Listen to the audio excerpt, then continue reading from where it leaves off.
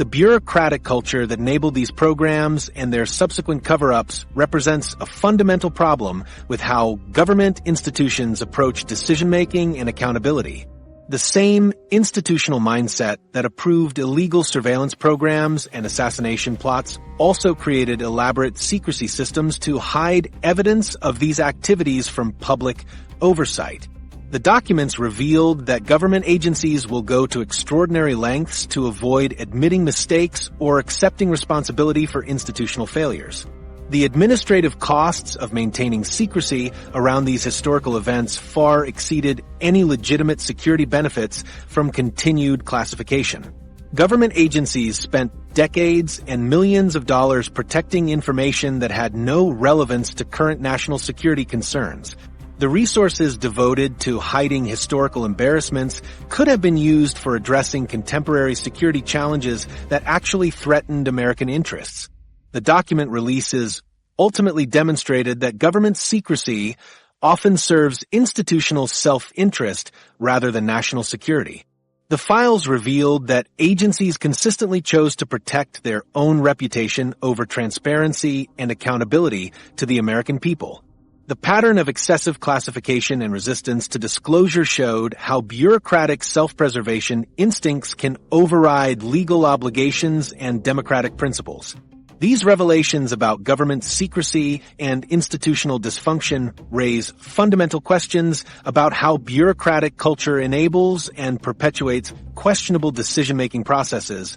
The bureaucratic nightmare behind every weird decision, the institutional machinery that produced Acoustic Kitty and Project Iceworm, reveals why government agencies consistently approve programs that any reasonable person would immediately recognize as absurd. These weren't isolated incidents of bureaucratic madness. They represent systematic dysfunction built into how government institutions make decisions and allocate resources.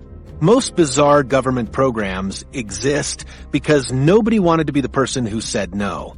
The real secret behind every ridiculous project isn't some grand conspiracy or masterful plan to waste taxpayer money.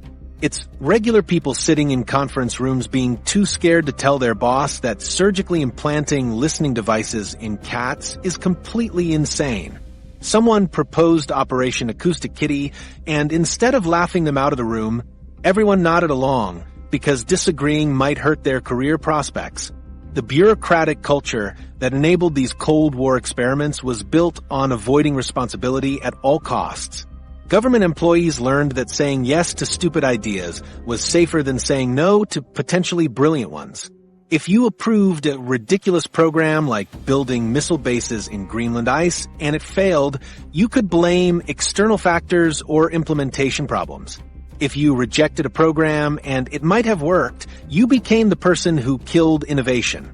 This created an environment where the safest career move was approving everything and letting someone else deal with the consequences later.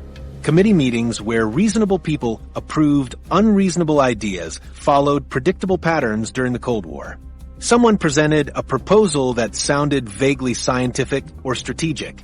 Nobody wanted to be the person who admitted they didn't understand the technical details of remote viewing or electronic animal control. Everyone assumed someone else had done the proper evaluation. The meeting became a series of people pretending they saw the value in spending millions on psychic Jupiter intelligence. Each person waited for someone else to point out the obvious problems, but nobody wanted to risk being wrong or looking stupid. The psychology of these meetings was fascinating and depressing. Participants used phrases like, "We should explore all possibilities," and "we can't afford to overlook potential threats," to justify investigating obviously ridiculous things. They convinced themselves that spending $20 million on cat surveillance made sense because national security required comprehensive threat assessment. The same people who would never spend their own money on such nonsense suddenly became very generous with taxpayer funds when they could hide behind institutional authority. Institutional momentum kept bad ideas alive long past their expiration date because stopping a program required someone to admit it was stupid from the beginning. The sunk cost fallacy became overwhelming when millions had already been spent on projects like Iceworm. Officials told themselves that canceling the program would waste all previous investment. So, they continued funding it, hoping it might eventually produce something useful. Programs developed their own bureaucratic ecosystems with employees whose jobs depended on continued funding regardless of actual results. Career incentives in government agencies rewarded playing it safe over using common sense. Employees who questioned ridiculous programs like MKUltra got labeled as not being team players or lacking vision. People who approved everything got promoted because they never blocked important initiatives. The system punished critical thinking and rewarded bureaucratic conformity. This created organizations where pointing out obvious problems became a career-limiting move while enabling absurd projects demonstrated proper institutional loyalty. The human cost of bureaucratic cowardice extended far beyond wasted money. Real security threats received inadequate attention because resources got diverted to investigating psychic phenomena and animal mind control. Genuine problems went unsolved while agencies spent years analyzing whether cats could be trained as recording devices. The opportunity cost of these ridiculous programs included all the legitimate work that didn't get done while employees focused on nonsense.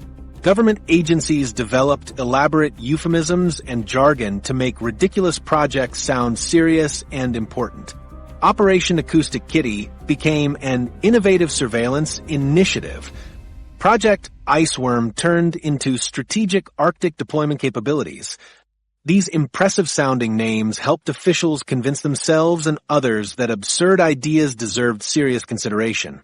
The language created psychological distance from the reality that they were spending millions teaching cats to spy or building cities in moving ice.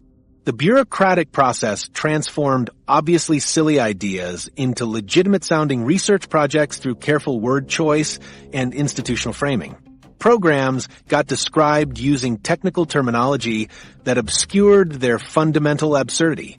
Officials presented animal mind control as behavioral modification research, rather than admitting they were trying to turn dogs into remote-controlled robots.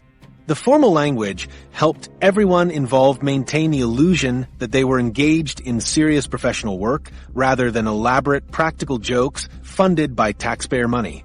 Occasionally, someone actually stood up and called out the absurdity, but these instances were rare and often career-ending.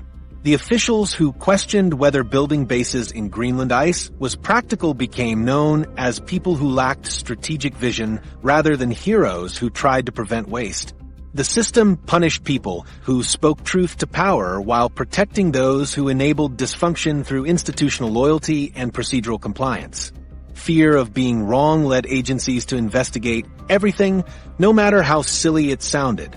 Officials convinced themselves that thoroughness required examining all possibilities, even ones that common sense immediately rejected.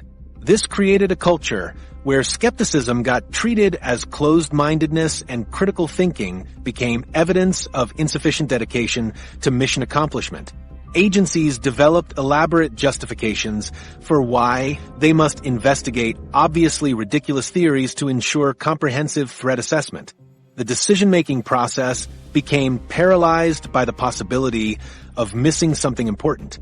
Officials would rather waste millions investigating whether psychics could gather intelligence about Jupiter than risk overlooking a potential breakthrough. This led to systematic investigation of ideas that any reasonable person could immediately identify as impossible. The fear of being the person who dismissed a revolutionary concept became stronger than the embarrassment of funding obviously doomed projects. Risk assessment got completely backwards in government bureaucracy. The risk of looking foolish for rejecting a stupid idea became greater than the risk of wasting enormous resources pursuing it. Officials calculated that their careers were safer approving ridiculous programs than blocking them. This created systematic bias toward funding bad ideas because the personal consequences of saying no outweighed the institutional consequences of saying yes. The real secret behind government weirdness wasn't conspiracy or incompetence. It was the simple human fear of making decisions that might be wrong. Government employees were regular people trying to protect their careers and avoid blame. They worked in systems that punished individual judgment and rewarded bureaucratic conformity. The same psychological forces that made people reluctant to speak up in meetings got amplified by institutional structures that made personal safety dependent on group consensus. These patterns didn't disappear when the Cold War ended. The institutional culture that produced Acoustic Kitty and Project Iceworm continues to shape how government agencies operate today. The same bureaucratic incentives that enabled decades of absurd experiments still influence decision-making processes across federal agencies. Understanding these historical examples reveals something much more troubling about how government institutions actually function. What this all means for 2025 and beyond. The bureaucratic machinery that created these programs remains intact and continues operating with the same fundamental incentives. These ridiculous government programs reveal systematic dysfunction that goes way beyond individual stupidity. The pigeon surveillance, psychic Jupiter intelligence, and animal mind control experiments aren't isolated incidents of bureaucratic weirdness. They represent fundamental problems with how government agencies allocate resources, assess risks, and make decisions. The declassification process continues revealing new government activities regularly through ongoing releases like the full CIA ANT catalog and additional Moscow Signals documents. Future JFK file releases and NSA ANT catalog updates will continue shedding light on Cold War history that makes current programs look reasonable by comparison.